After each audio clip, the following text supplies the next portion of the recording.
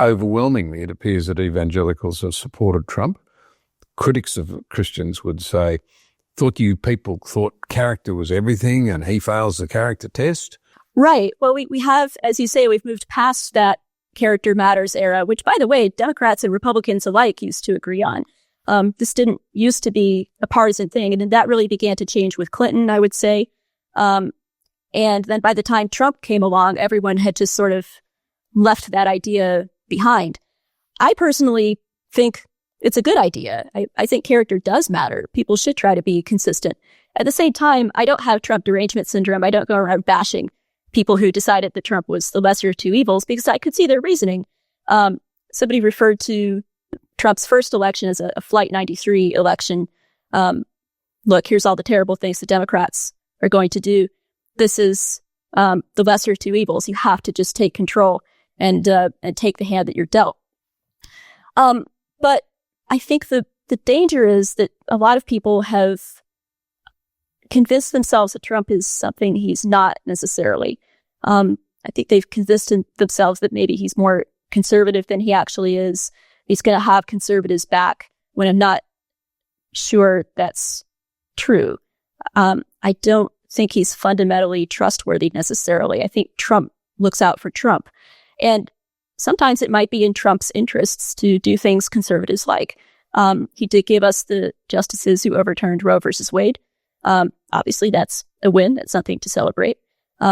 And now here in the first few weeks of his second term, he's signed a number of good executive orders. He's pardoned pro-life prisoners. These are all good things. Obviously, he has good people in his ear. He has a good team assembled around him. But at the end of the day, I think this is like what I was saying about young men who are tending towards the right. I think people need to find better heroes. And I worry about people who've made Donald Trump their hero. What are your thoughts after the first few weeks? I mean, there have been some very interesting things that you've touched on. Yeah, it's a mixed bag. So obviously those are things that I appreciate. At the same time, I'm not in favor of everything he does or says. And I think one example might be the way that he's sort of bluffing about Israel and the Gaza Strip. I don't know what he has in mind there, but if he is bluffing, I think that's very unwise. And if that is a sign of how he's going to handle foreign policy in the years to come, then we're in for quite a bumpy ride. And I don't approve of bluffing as a negotiation tactic, but it seems to be one of the few things Trump knows how to do. And I think that's a real problem. Another area in which I'm disappointed by Trump is social issues, social conservatism. So one of many reasons why I withheld my vote is I could see the way that he was trying to kind of remake the Republican Party in his image on certain issues.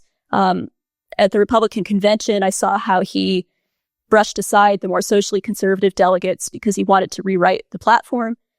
He wanted to water down what it said about abortion, what it said about the definition of marriage, because he believed that the country has shifted irrevocably leftward on those issues. And obviously he's thinking in terms of getting as many votes as possible.